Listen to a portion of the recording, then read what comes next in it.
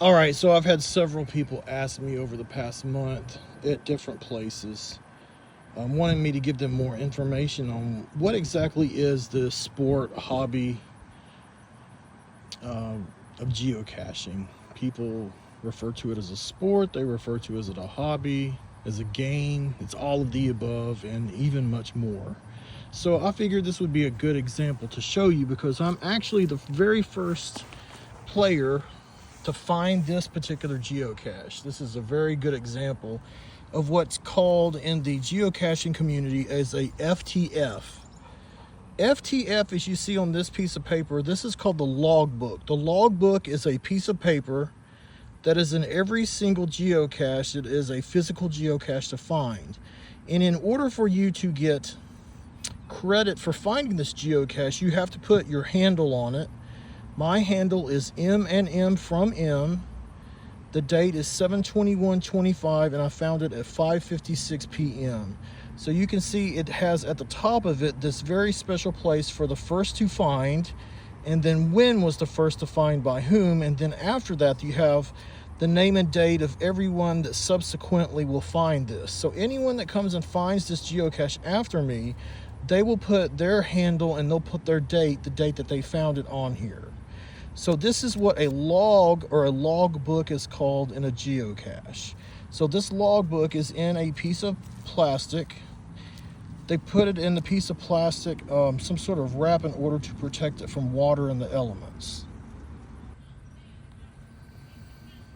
All right, now I've put the log back into the plastic. The plastic will protect it, hopefully a little better than just having it in there by itself, so it won't waterlog or water rot as much.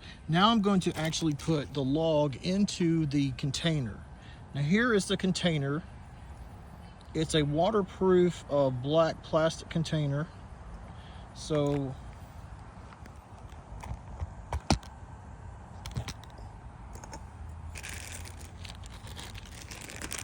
I take the log,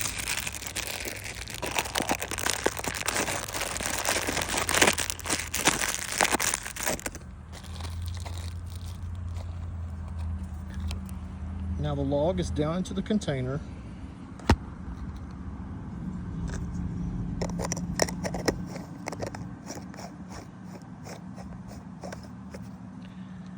Creator of this cache has created a very ingenious camouflage. So somebody that's not looking for this in particular, and that they don't have a lot of experience geocaching like myself, they're not going to know what this is, because this is what you see from the top. From the top, it's just a cluster of rocks that you're looking down on, so there's no way you're going to know what this is. So then this container goes down into the specially prepared area.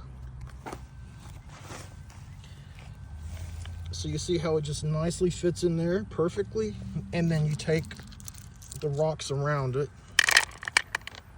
and you cover it up and give it even more camouflage.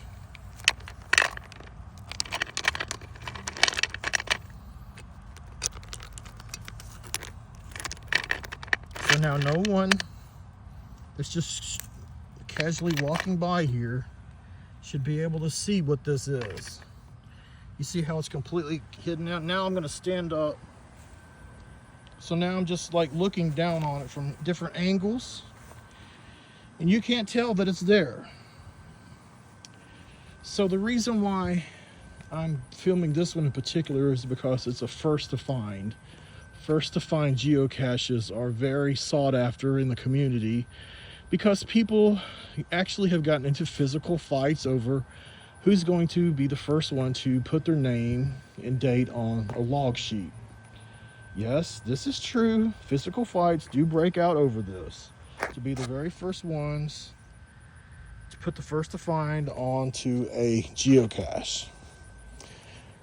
The only reason why I just dropped what I was doing at the time today and went straight after this geocache is because I was less than 30 minutes away from it, and I was already out and about. Otherwise, I wouldn't have gone for it, because they're so sought after, these first to finds, that people drop everything they're doing, and as soon as they get I notice that there is a first to find. They go right after it. And there's different ways of knowing how the new geocache has been published. You can set it up in your geocaching account that a new geocache has been published. You get an email notification. That's how I knew. I was at an appointment about 20 minutes away from where I am now. I'm not going to tell you where I am. I'm just going to tell you that I'm in Hornlake, Mississippi. So I'm in Hornlake, Mississippi. I'm the very first person to find this geocache. It just got published about an hour ago. So that's the basics. If you want to know what a geocache looks like, how you log a geocache, find a geocache, go to the geocaching app, download it onto your smartphone. You can play for free. You don't have to ever spend any money playing geocaching. Now, if you want to get the perks of things such as getting the alerts, like I did to find this first to find, you do have to pay, I think it's like $5 a month, maybe it's probably even less than that if you pay for it on an annual basis. So I just wanted to share that with you, since I've been asked by about half a dozen people over the past couple of weeks about geocaching. That's Geocaching 101.